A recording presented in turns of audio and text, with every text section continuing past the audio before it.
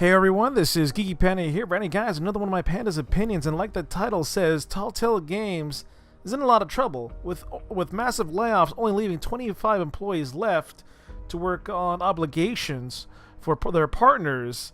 This is basically a tragedy, but is it a tragedy that we saw it coming, or we should have seen coming? Now, Telltale Games had to downsize the company and lay off majority of its staff of 400 down to only 25. Basically a skeleton crew for its obligations with its partners Netflix and Microsoft for their Minecraft story mode game. What this brings is that the staff that they announced that got laid off will not get severance pay. They also canceled a couple of titles, including The Walking Dead final season will end on season 2, and that is it. We won't get any more episodes. The Wolf Among Us and Game of Thrones season 2 has also been canceled.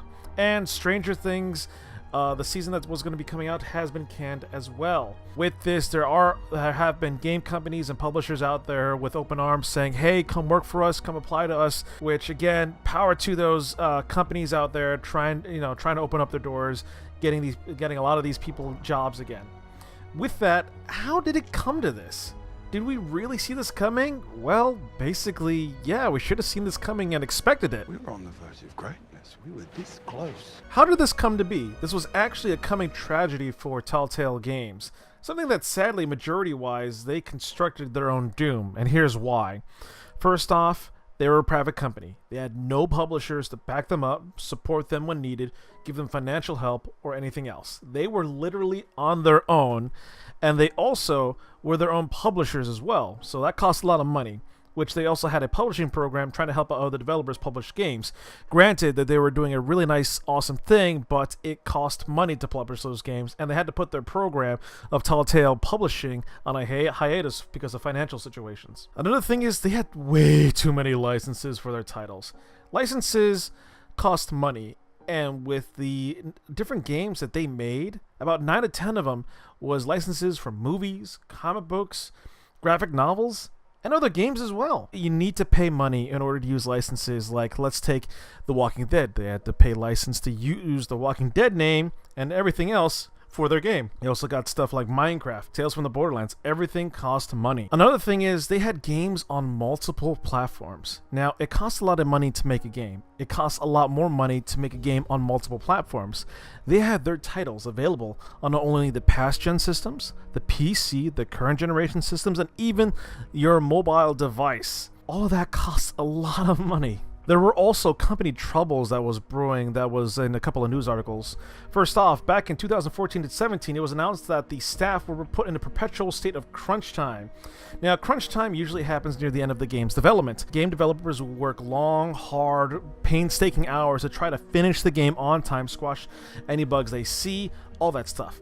But because they were in a perpetual, constant state of it, it was basically crunch time, 24/7, no matter what. You start working on a game, oh, we're already in crunch time mode. Basically, a lot of bugs and issues popped up, a lot of staff complained, and management was also to blame. I never knew about this. You knew? In 2017, their past CEO, Bruner, is that how you say it, got voted out. He filed a lawsuit back at Telltale, and there was massive drama about that. Also, back in November 2017, there were massive layoffs of 90 employees that hit the company.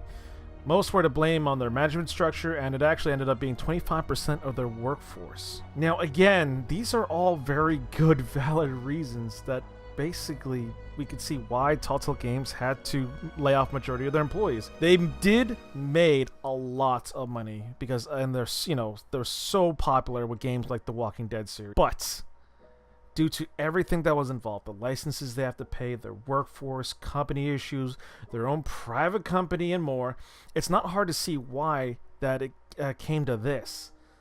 A company of 400 people that they were, down to 25. With that, though, my sympathies out there to the game developers that got laid off. I wish them the best of luck, and hopefully they can find work very soon.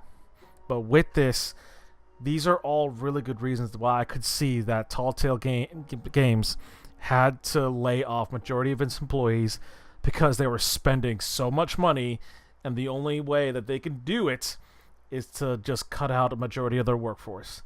It's really sad to see it came to this. A company that was pretty much on the rise that we were expecting.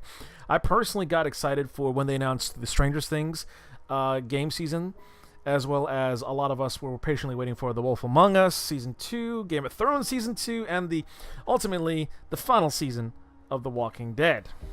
With that, though, sadly, we won't be able to play that.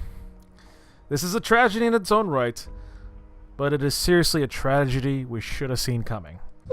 It's okay. It's okay. Don't be afraid.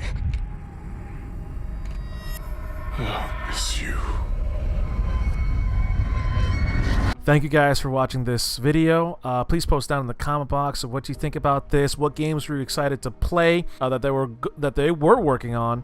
What other games did you really enjoy for them? Please post it down there in the comment box. Don't forget to hit that like. Don't forget to subscribe if you haven't already. Also, if you really want to help support the channel, check out my Patreon page.